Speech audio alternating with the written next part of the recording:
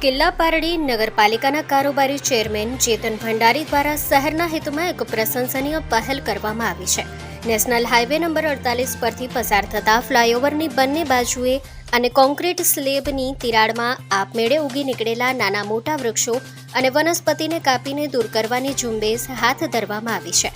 લાંબા સમયથી ફ્લાયઓવરની દિવાલો અને સ્લેબ પર ઉગેલા આ વૃક્ષોના મૂળ કોન્ક્રીટના અંદર સુધી પહોંચી રહ્યા હતા. ભવિષ્યમાં આ મૂળિયા ફ્લાયઓવરના મજબૂત ઇન્ફ્રાસ્ટ્રક્ચરને મોટું નુકસાન પહોંચાડી શકે તેમ હતા અને બ્રિજને આયુષ્ય ઘટાડી શકે તેવી ગંભીર આશંકા હતી.